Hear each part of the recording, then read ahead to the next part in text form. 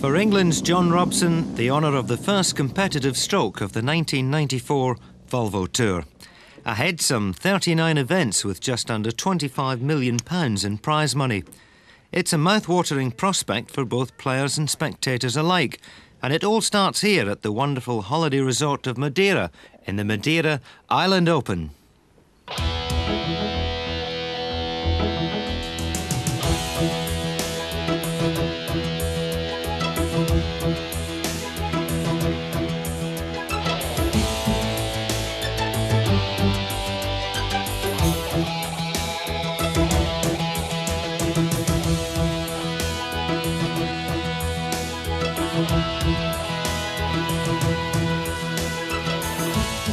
Although the Madeira Island Open is the first tournament of the 1994 Volvo campaign, for 24 young professionals the season started a week ago at the Volvo Tour training school, better known as Apollo Week.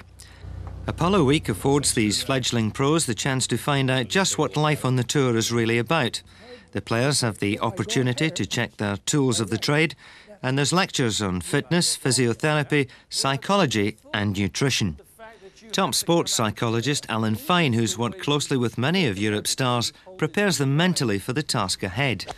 Out on the range, leading coaches like Dennis Pugh and former Director General of the PGA European Tour John Jacobs were on hand to give advice. And leading money winner on the Senior Tour last season, Tommy Horton, was there to offer some of his considerable experience. Jack Nicklaus has a great saying, the players with the biggest armoury win most of the battles. And what we're trying to do here at Apollo Week is give them as big an armoury as they can possibly have. In other words, a proper preparation for the business of professional golf, not just playing. San Roque, a superb facility which is the Andalusian headquarters of the PGA European Tour, hosted the week and has now become an institution for the rookies. Incidentally, Gary Orr was here last year. He finished top rookie with earnings of £174,000, so there's much at stake. There's other group discussions, management, accountancy and rules. In all, it provides the players with the perfect schooling needed to help them become successful professionals. It's a marvellous start.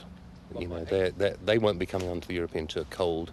They've got access to all the talent who are here, the tutors, etc., who can give them that little bit of edge so that next week when we start the tour, you know, they're not going to be sort of wanting for anything, one would hope. Well, next week is now upon us, and it will be interesting to see how the youngsters fare. The class of '93 earned over £1 million last season. Madeira is situated in the mid-Atlantic, 2,481 kilometres from the PGA European Tour headquarters at Wentworth. This mountainous island has some spectacular views, and from the top you look down on the Santo de Serra course. Two halves of 36 make up the par of 72, with the overall distance being just a fraction over 6,000 metres. In last year's Open, England's Jeff Hall established the course record. To win the Johnny Walker bonus of £3,000, the players will have to set their sights on a 64. It's good to see Howard Clark back to full fitness after a serious arm injury, and he's made a bright start. He's looking for his first victory on the Volvo Tour since 1988. That was the year he won the English Open at Royal Birkdale. Here at the 16th in Madeira, Clark using the contours to good effect. But in the end, the slopes would win. Nevertheless, Clark going well. Of the 23 Apollo Week players here this week, 12 made the halfway cut. Amongst them, Sweden's Peter Hedblom and Mathias Grönberg. Most notable amongst the absentees from the third and fourth round action was Claes Eriksson. Last year's number one on the Challenge Tour could only manage a 5-over par total of 149, and that was 3 shots too many to make the halfway cut. Still, he's a player of the future, and I've no doubt he'll be back. Another 38 tournaments to go for Claes Eriksson. But at the end of 36 holes, that's the situation. Howard Clark by 2 from Robinson, Broadhurst and Lanner, and 2 Swedes further back at 6 under par, Peter Hedblom and Gabriel Gjersted. Well, this is the stunning panoramic views from 1,800 metres above this charming island of Madeira. The sun shining, creating spectacular shadows across the valleys. It's a pretty picture, but don't be deceived, because 1,200 metres below us, all is not well. The cloud has descended down the slopes and the third round coverage has been halted, and that means problems for tournament director David Garland. Over the last 3 days we've been affected with low cloud that's been coming in, not really fog that has been reported, and the players not being able to obviously see the pin positions where the ball's going to land, so we've had to sort of stop play and reschedule the next morning. Unfortunately we've never been able to catch up because every day, just later on in the day, we've had the clouds come in. So the third round now becomes the final round, and that's the leaderboard as play restarts. Lanner, Clark and Hedblom all on 9 under, 2 clear of Grönberg and Robinson. And it's Robinson we go to on the golf course, and joining me in the commentary box, Ken Brown. This is his second shot to the par 4 9th. 2 behind the leaders.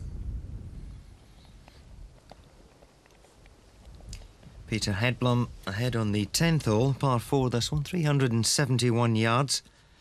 And Peter at 9 under, tied at the top of the leaderboard. Nice firm 9-iron shot. Let's see if he's got the distance right. He certainly has. A beautiful shot right at the flag, and a little unfortunate the spin didn't take effect. And that gives you some indication of the slopes on these Madeira greens. Deserved better there.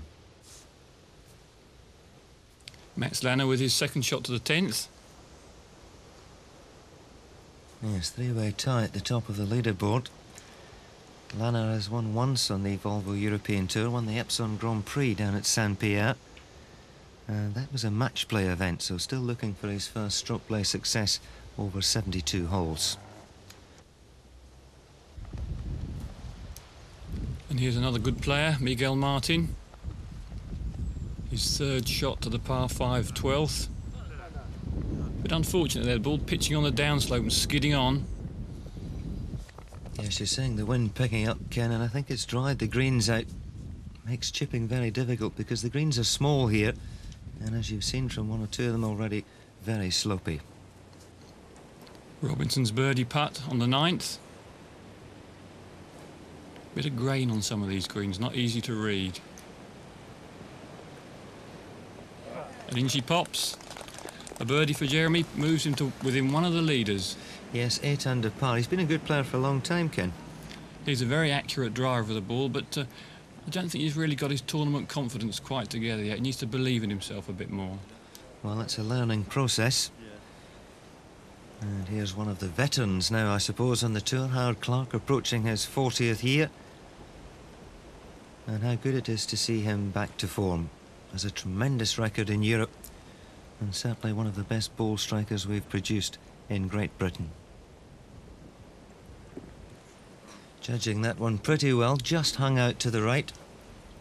But a good confident stroke from Clark. You've played a lot of golf with Howard, Ken. Yes, he's a very powerful hitter of the ball, and I think his only weakness is he gets a bit cross with himself at times, but when his game's together, there's no better player than Howard Clark, and of course a veteran of 5 Ryder Cups. Well, the only thing crossed there was the handed grip on the putter, left hand below right, as we go forward to the 10th and see if Mathias Lanner can get to 10 under par. Big swing on this one.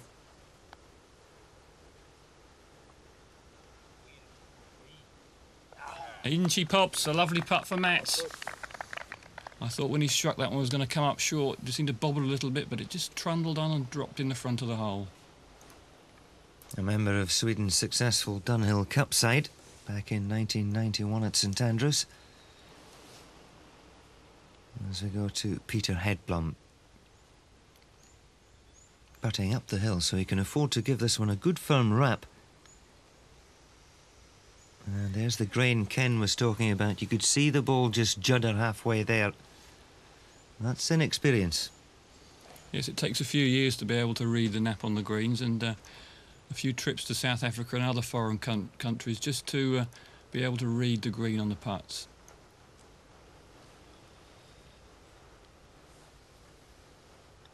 This for his par 4. Tap that in very nicely.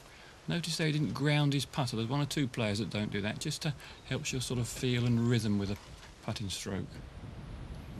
Back to the par 5 12th, and Martin, remember, in the bunker in 2, came out to here. Good looking putt. Perfect pace, perfect line. That's a beautiful putt from Martin, and that takes him to 8 under par and just 2 off the lead that's held by Mats Lanner after that birdie at the 10th. Hedblom and Clark just 1 behind, and Martin joined by Jeremy Robinson. Matthias Grönberg from Sweden a shot further back on 7 under.